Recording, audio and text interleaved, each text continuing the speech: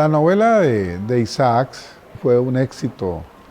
rotundo de lectores, pero también de críticos y de escritores y poetas que la elogiaron en todo el continente. Esto es lo que hace que la obra se haya consagrado y se haya constituido en un clásico, que como decía Borges, un libro clásico es aquel que mantienen en el tiempo los lectores, los críticos, los estudiosos, porque cada vez le encuentran. Hoy cada que los lectores se enfrentan a la lectura de María, se enfrentan a un texto fresco, sobre todo los jóvenes, cuando entran de lleno al mundo que hay en Isaacs, quedan muy bien impresionados, no solamente por la fuerza del drama amoroso, que es el hilo central de la novela, sino por todo lo que conocen del Valle del Cauca de la época, de la cultura de la época, de las costumbres, de todos los conflictos que se vivían en la época, de la sociedad de la época y de las maneras de hablar y de todo lo que domina nuestra fauna, nuestra flora y nuestra geografía. O sea, es un libro que además de la belleza poética es un libro que invita al conocimiento de un universo, de un mundo, de una sociedad, y que además tiene profundas reflexiones acerca de la vida, acerca de la condición humana. Podríamos destacar muchísimos escritores que escribieron sobre Isaacs. Vamos a mencionar algunos muy importantes. Por ejemplo, Jorge Luis Borges, en 1937, escribe un texto que se llama Vindicación de María y dice que él ha leído la novela de corrido, la cogió en la tarde y la terminó a altas horas de la noche y dice que lo ha impresionado muchísimo. Pone en duda el hecho de que sea una novela exclusivamente romántica, dice es más que una novela romántica, hay ahí una serie de asuntos que son de grandes novelistas realistas o novelistas simbolistas. Eso lo destaca Borges. Dice que para nada ve en Jorge Isaacs un hombre peleado con la realidad, o sea, un romántico idealista, que por el contrario, cuando lee la biografía y se da cuenta que fue político, que fue guerrero, que fue un hombre de negocios, que fue periodista, que fue educador, entonces Borges concluye que ante esa biografía lo único que queda es reconocer que Jorge Isaacs fue un hombre muy concreto, un hombre con relaciones muy estrechas con el mundo que lo rodeaba, con su sociedad. Y ese es uno de los aspectos pues, que más impresionó a Borges, saber sobre la vida de Isaac. Además va a reconocer la escritura de la novela, su lenguaje, y algo que le llamó la atención a Borges, que era un apasionado por los tigres, el tigre para él era una figura emblemática desde su niñez cuando iba a los zoológicos. Y bueno, la cacería del tigre, Borges, que ha leído todo tipo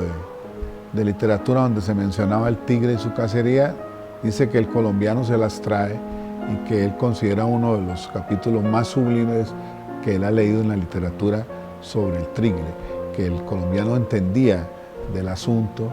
del manejo de toda la trama y la tensión en la famosa cacería del tigre, con sus subalternos, con Carlos, con el negrito Juan Ángel, y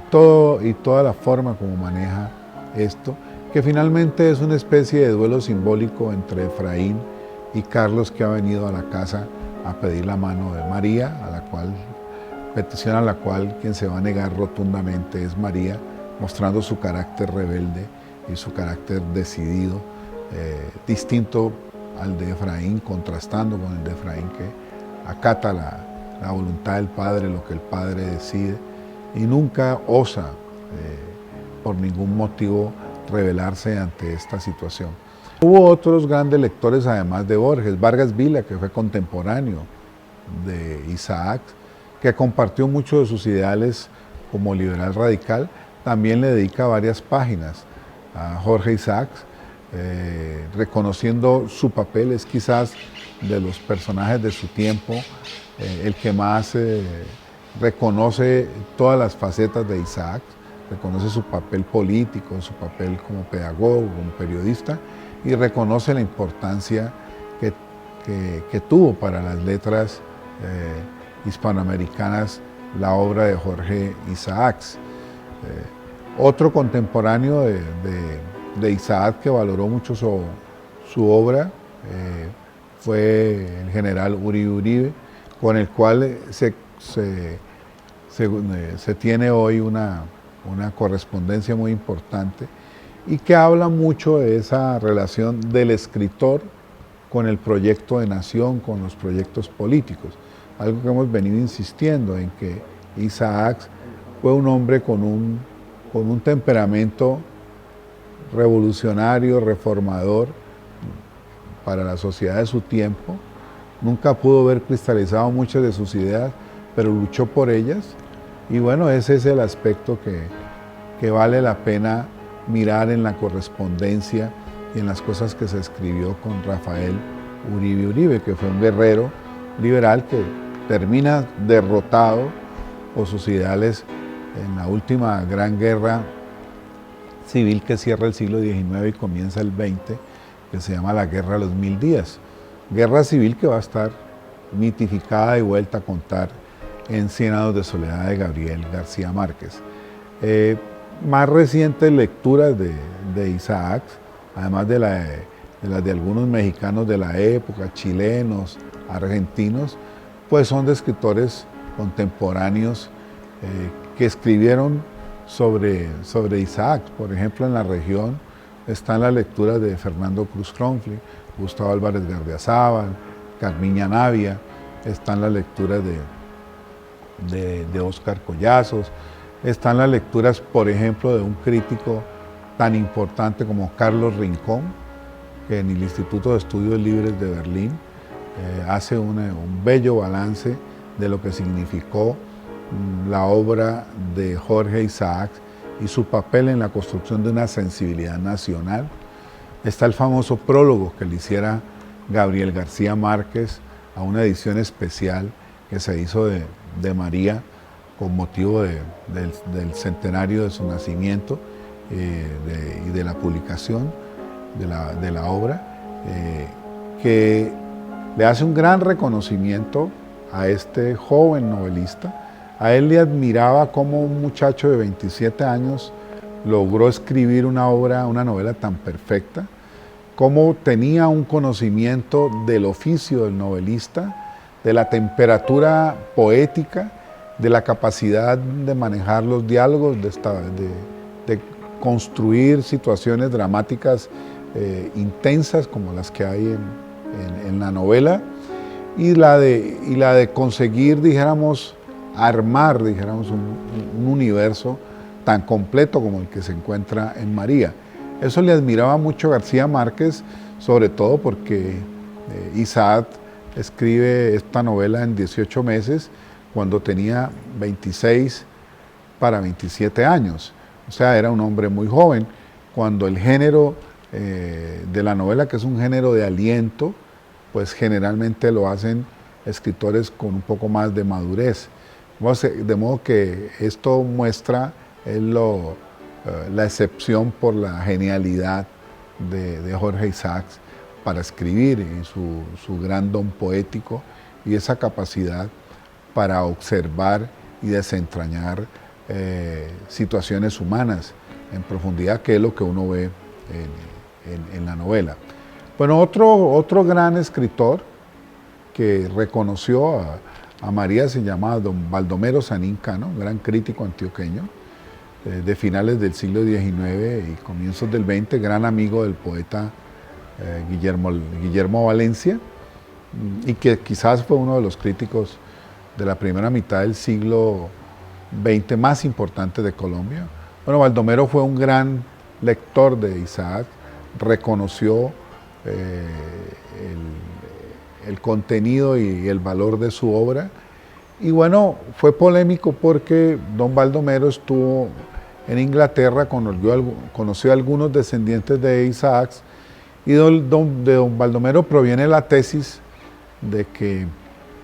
la familia de Isaac, que primero salió de España por la diáspora expulsado en 1600 y pico, llegan a Inglaterra y en 1800 una rama de los Isaacs se viene para el Caribe, para el Jamaica, a donde se establecen en Montego Bay. Eso está bien estudiado, las raíces familiares de los Isaac en Jamaica. Yo visité personalmente esa ciudad y hay un colegio que se llama Isaac. Pero lo que importa es que esa familia judía emigró primero al Chocó, el padre de Isaac, George Henry Isaac. Y la tesis de Baldomero es que Jorge Isaac, nació en el Chocó. Es posible que hubiese nacido, porque los 3 primeros hermanos sí es seguro que nacieron en el Chocó, pero cuando el padre vende las minas, pone un comercio en Quibdó, hace un dinero y se casa con Manuela Ferrer Escarpeta, que ya tenía familias en Antioquia y algunos vínculos en el Cauca, pues decide venirse aquí